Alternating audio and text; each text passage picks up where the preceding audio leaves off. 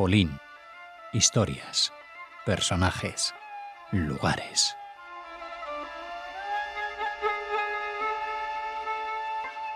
Es una suerte poder escuchar el saludo universal de Svieta Borkevich.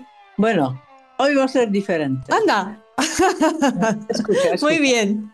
Guten Morgen, guten Mittag, a gute Nacht. Ajá. Porque En hoy alemán. vamos a hablar, ¿no?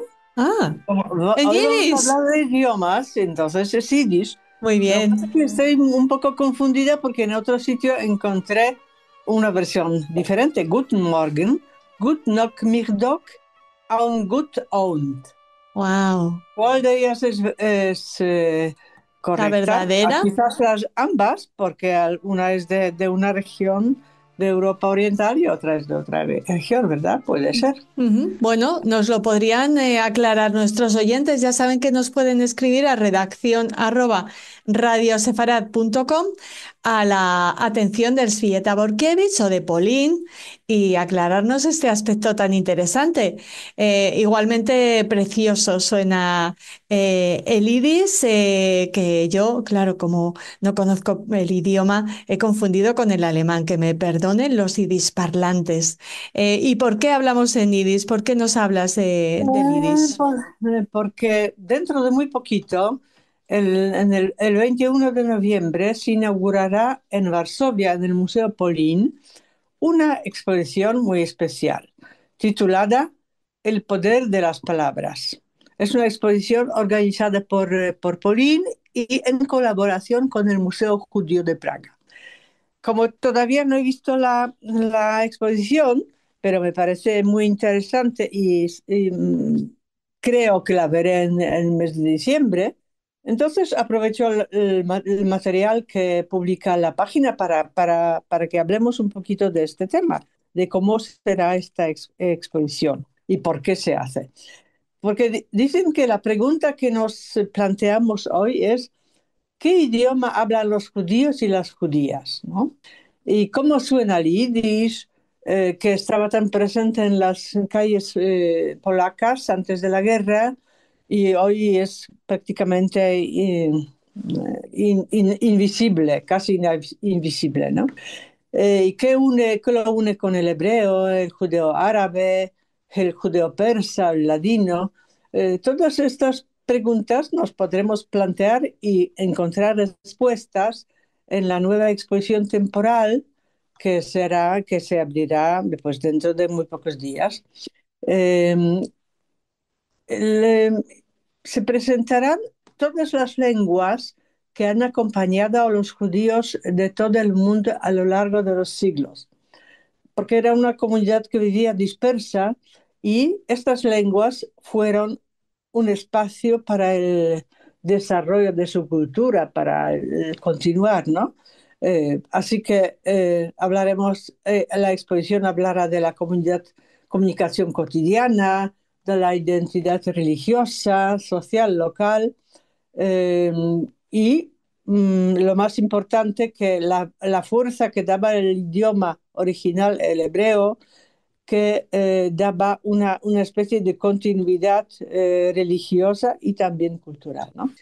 Si quisiéramos dibujar el mapa de los idiomas de los judíos, tendríamos que pintar en el centro un gran corazón con el nombre el hebreo, ¿no? Porque es el principio, es la lengua más antigua, pero también es lengua contemporánea en este momento. Y es una lengua sagrada, así que el hebreo es más que un idioma, ¿no? Es todo, es una cultura.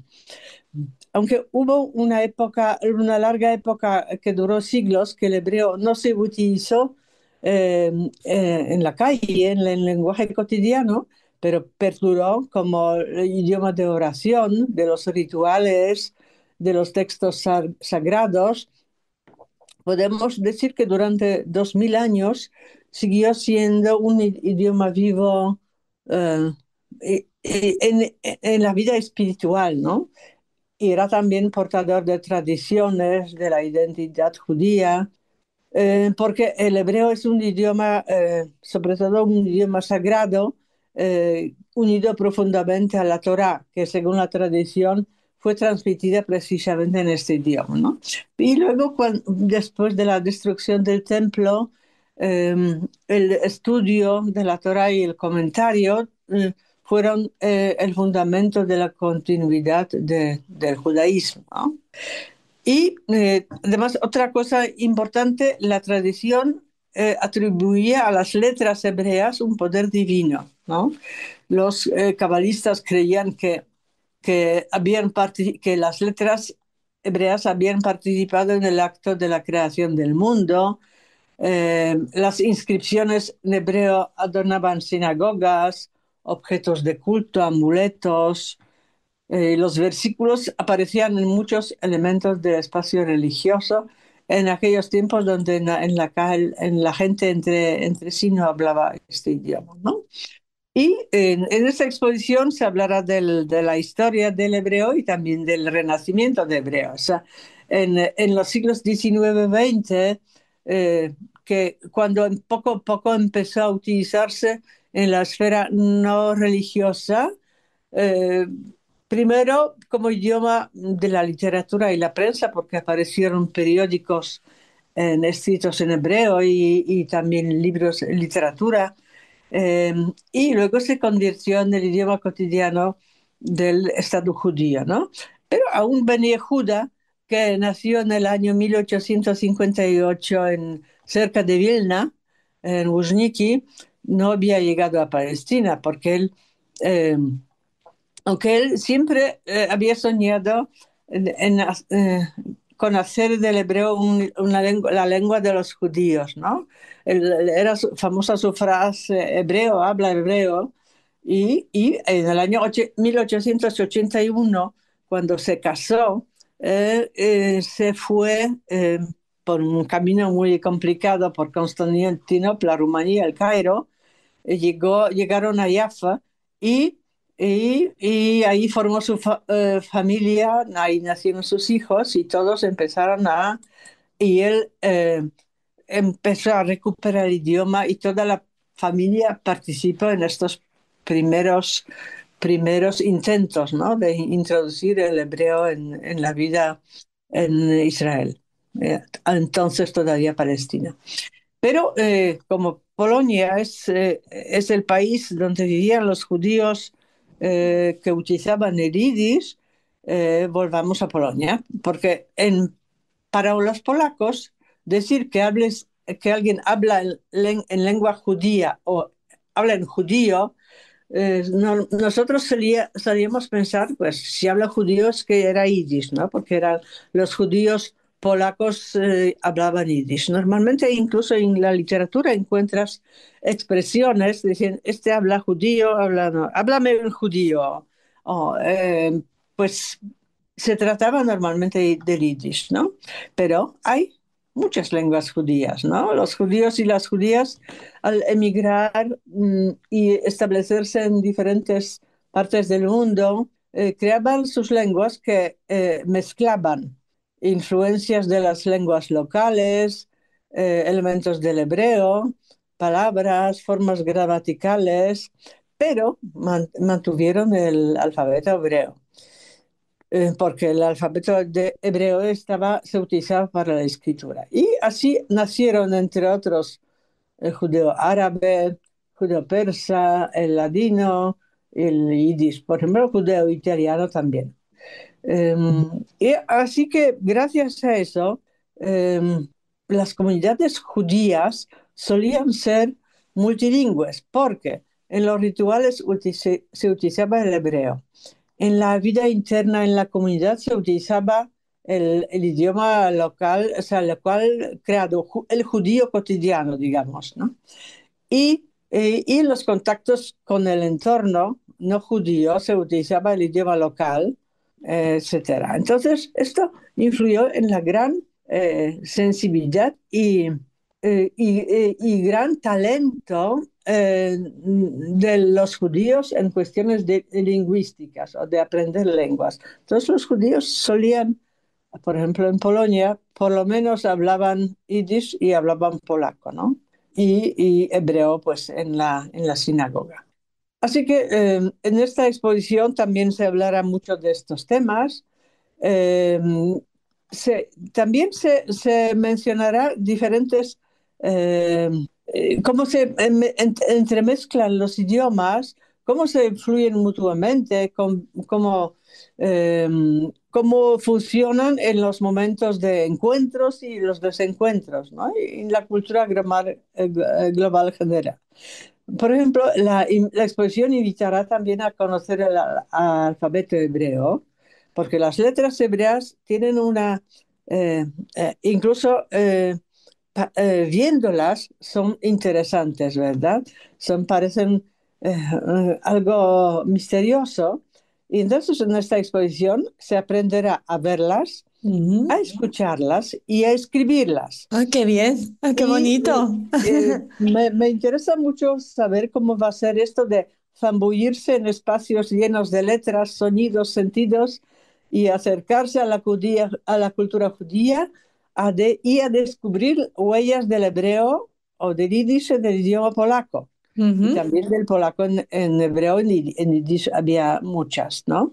Hay palabras que entendemos todos, por ejemplo, balagán, que en polaco existe bałagan, que creo que esta palabra viene de algún idioma turco, ¿no? Pero bueno, la utilizan tanto los judíos en Y yiddish como en polaco. con el mismo significado de lío, Sí, sí, sí, sí, sí, bałagan. Bałagan es de como lío, follón, ¿no?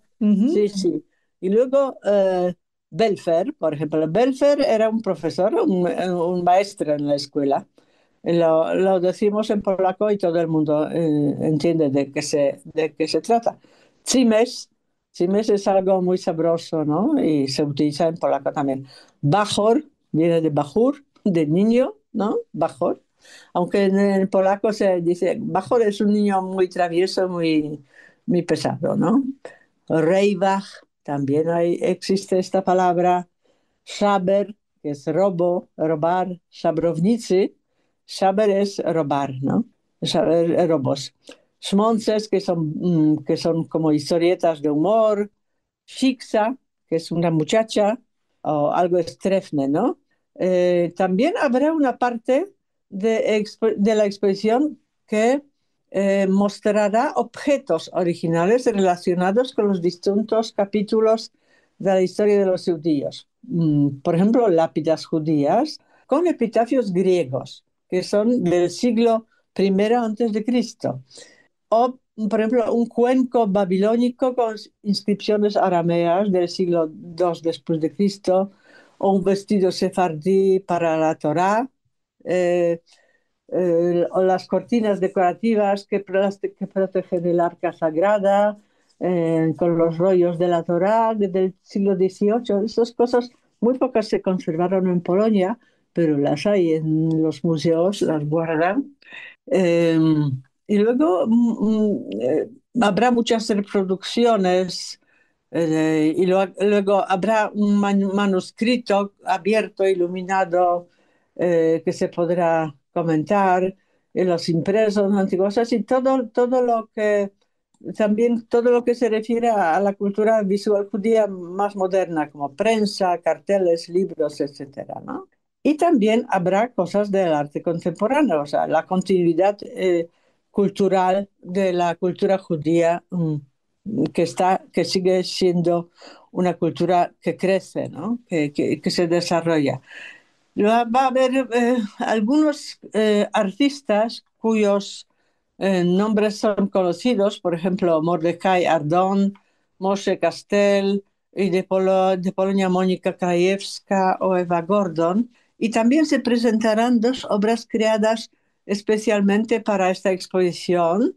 Una que es la instalación titulada Lengua Rota, Odette Esser, y una película, un documental creado en base, que documenta otro documental que había sido presentado en la Bienal de Venecia del año 2022, que la película hecha por Elena Poniatowski-Bergelson y Ana Elena Torres, y se titula Pseudoterritorio.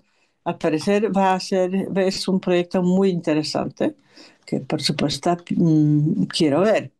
Eh, Y mira, habrá también un espacio para la reflexión general, ¿no?